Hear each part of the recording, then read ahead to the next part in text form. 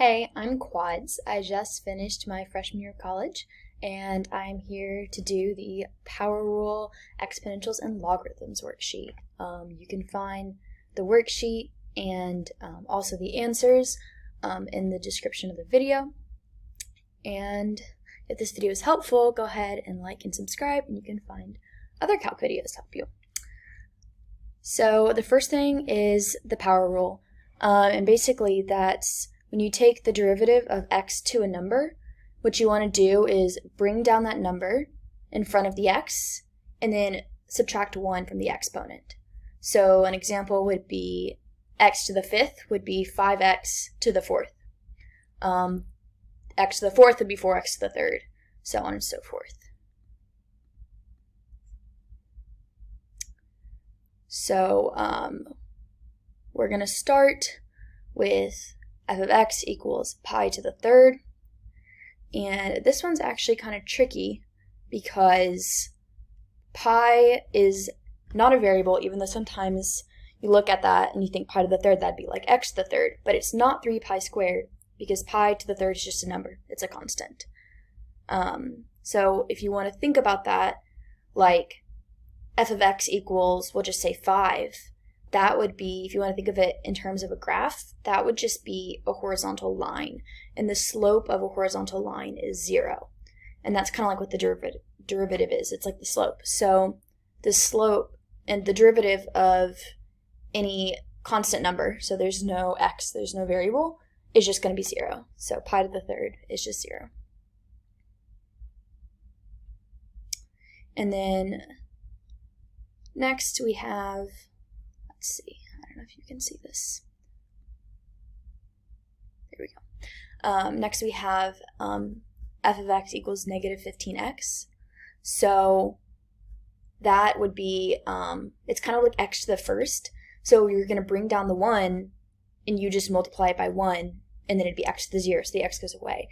So anytime it's just a number times x, it's just that the derivative is just that number. If you want to go back to the linear way, again, that would be like, it's just a linear line. And so f of x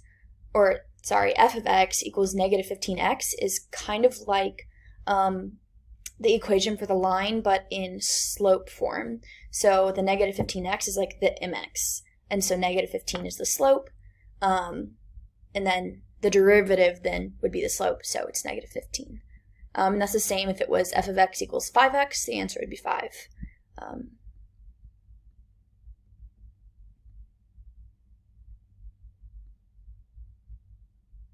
For this one, the first thing you're going to do is bring down that 4.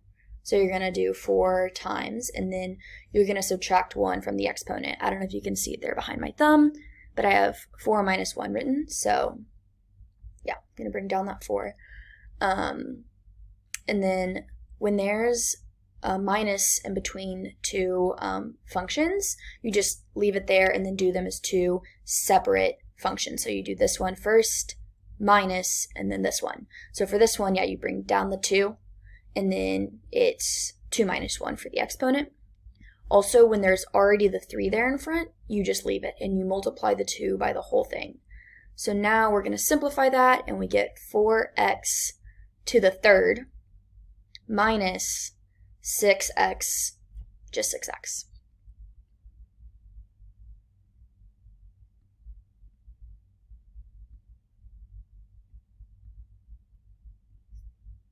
So for the next one, the first thing we're going to do is turn that 5 over x squared, we're going to turn that fraction into an exponent form.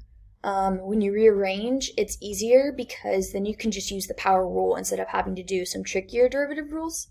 So if you remember, 1 over x squared is just x to the negative 2. So you can first break that into 5 times 1 over x squared, and then you make it 5 times x to the negative 2.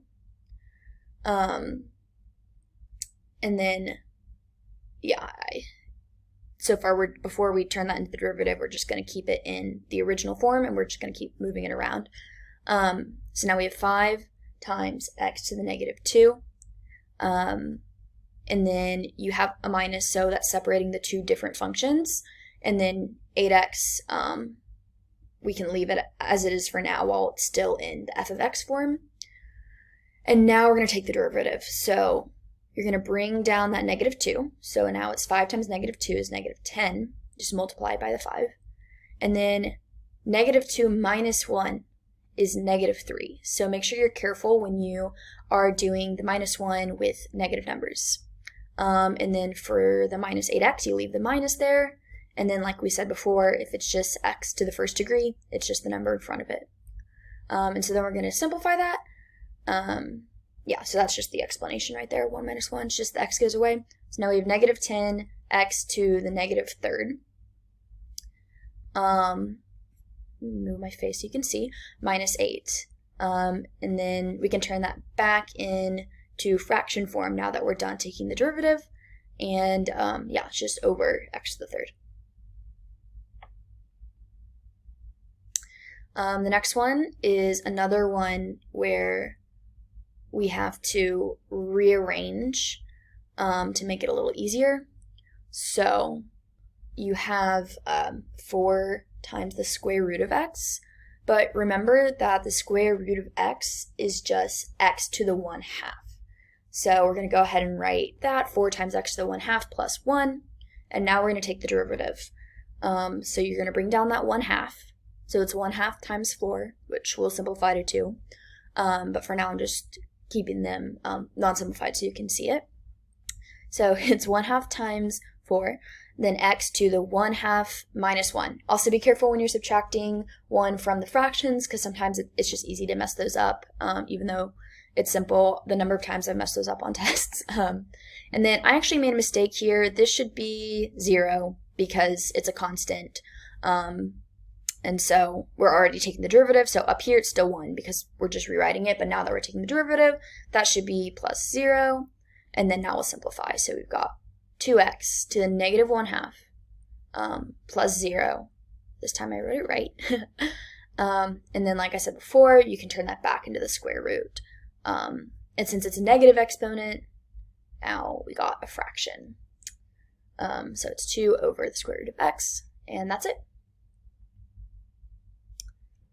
Number 6, we have another one where you have to turn a square root. Remember that the 3rd root of x would be x to the 1/3. So now we have, just rewriting it, still f of x, 2 times x to the 1/3, and then we just have another function. Again, separated by a plus or a minus, they're just 2 separate functions. So first, bring down that 1/3. So then you have 2 times 1/3, and then x to the 1/3 minus 1, which would be -2/3. So the 1/2 is a little easier, but when you get into 1/3, 3/4, those kinds of fractions, got to be careful with those. And then yeah, we just bring down that 2 and subtract 1 from that. So 2/3 x to the -2/3. I almost said 1/3 there. It's tricky. Plus 2x, and it's just 2x because 2 minus 1 is just to the first power.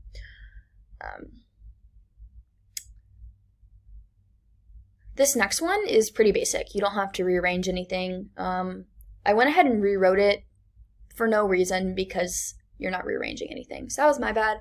And it's just going to look the same while we rewrite. And then basically it's just 4 different functions separated by plus and minuses. So you just do the power rule 4 times. So you have f prime of x would be first you're going to bring down the 3. You're going to start with this one. Then you get 3 times 3 times x squared. It's 3 minus 1. And then minus, bring down that 2. So 2 times 2, x, just x. Plus, this one's just 5, because remember, it's linear. It's like the mx plus b. 5 is the slope. X goes away because it's 1 minus 1.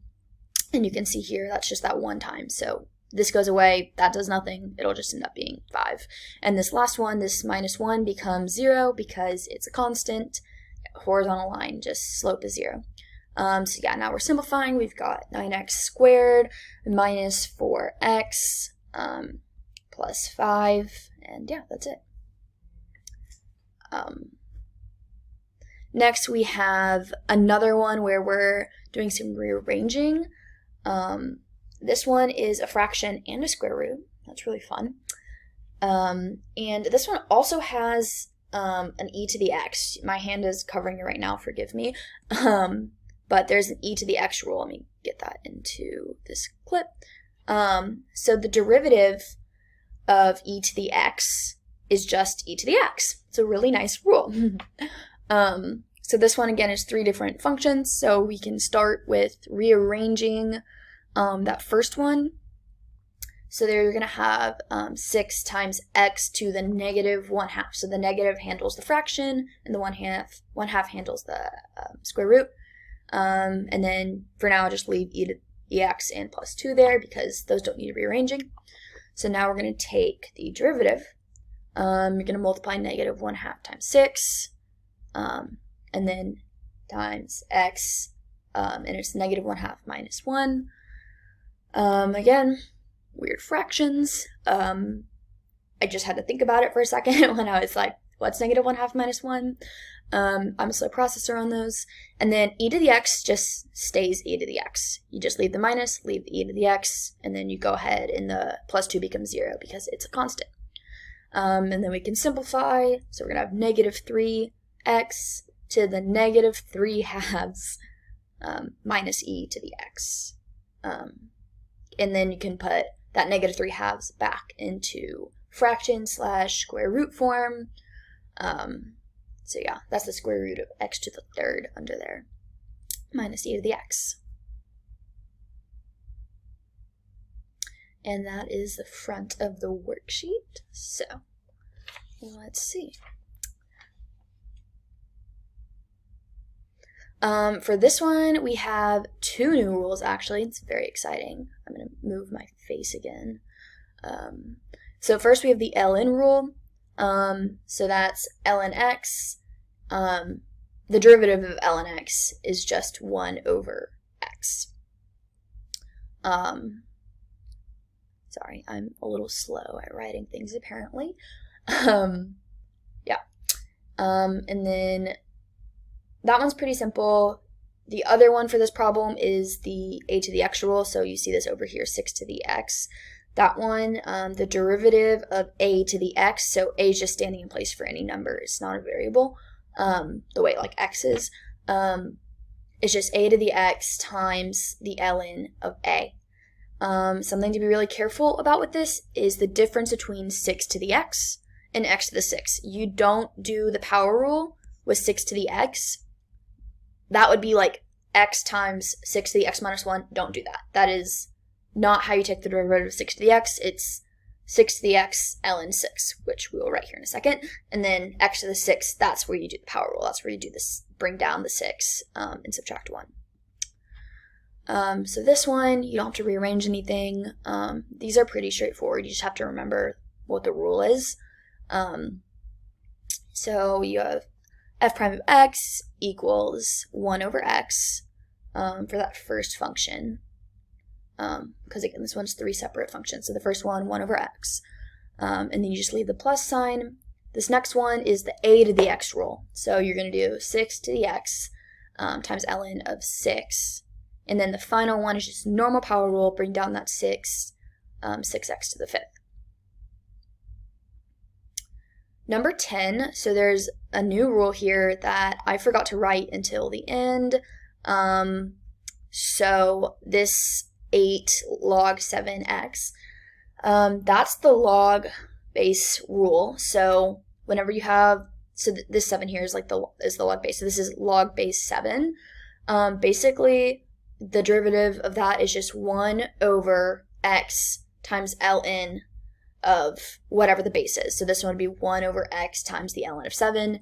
If it was log base 9x, it would be 1 over x ln of 9. And then you just handled this minus sign like the way we have been in the 8, the way we have been. Like when you have a number times a function, you just keep the number there and then take the derivative of the function, just like we did when we had like 3x squared. You leave the 3 and then you do the bring down the 2 and then they end up being multiplied together. But yeah, So we'll go ahead and write this one out. So f prime of x equals, first things first is that square root of x. So sorry, this is not f prime of x, this is just f of x. We're just rewriting x to the 1/2 because we got that square root. And then you can just leave the -8 log base 7x because that doesn't need rewriting. It has its own rule. It's not the power rule. And now we can take the derivatives. That would be f prime of x. You're going to bring down that 1/2 the way we've been doing it. And then times x to the 1/2 minus 1, which would be -1/2. And then keep the minus. Keep the 8 for now, and then you can do 8 and then multiply it times that 1 over x ln 7, like that rule we talked about. So this one I just went ahead and put the 8 on top because that's what it looks like when you simplify it. But if you want to break it down as you're going, you can just write -8 times 1 over x ln and then 7 because it's log base 7.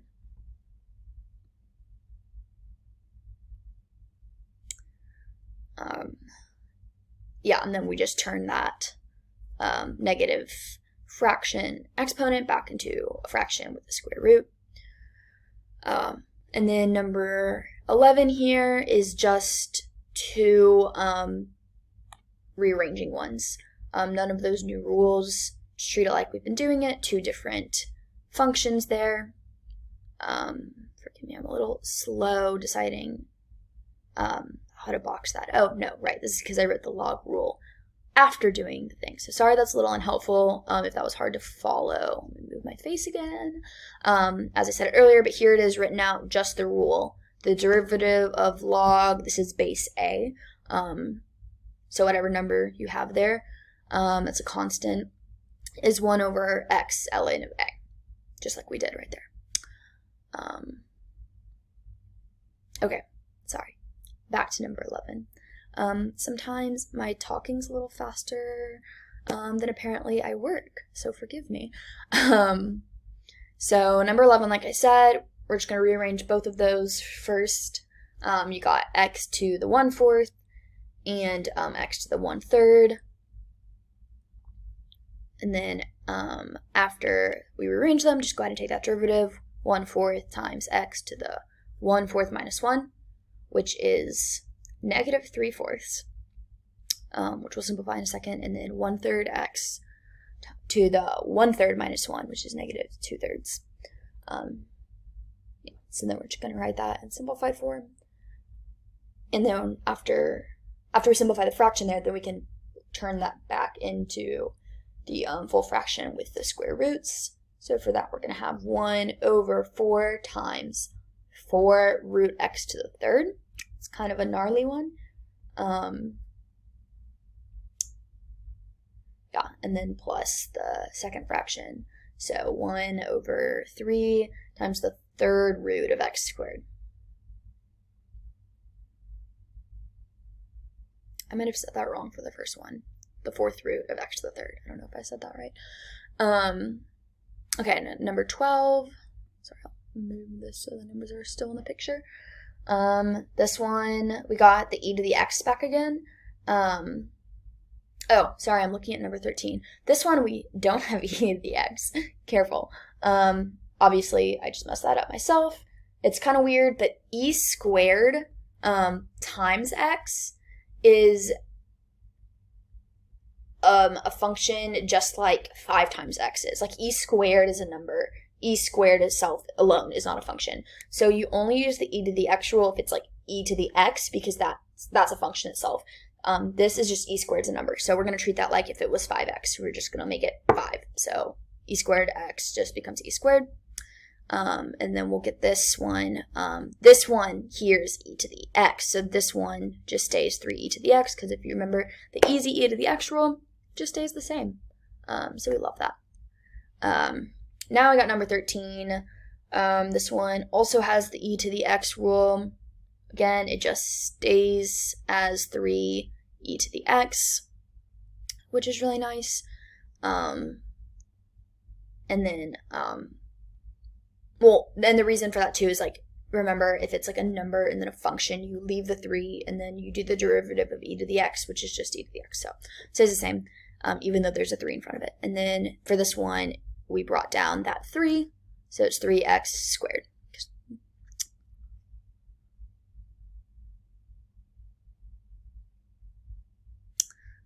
Only a couple more. Yes, okay.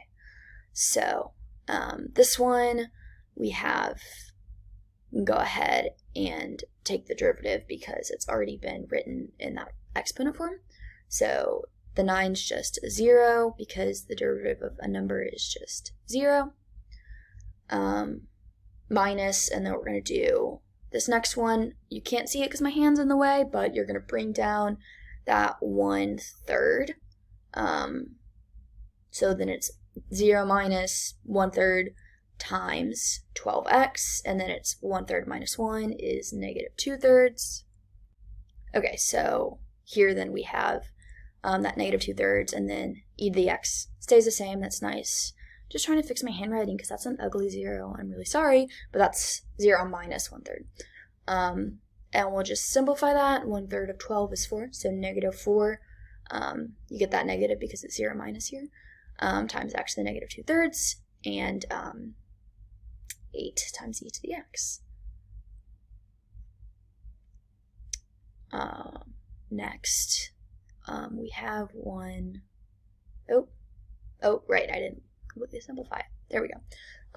Yeah, you can put that negative 2/3 back into fraction and square root form, moving it to the bottom, making that 3 root of x squared. Forgive my slowness in simplification. Sometimes I forget what is simplified and what still needs to be simplified. So, for number 15, we can go ahead, nothing to rearrange, 3 different functions here, and that's 3 different rules. So that first one, remember, this is a to the x, and this one's x to the a. So 2 different rules. Over here you get the power rule, but this one has its special a to the x times ln a. So 12 to the x times ln of 12. Go ahead and write that.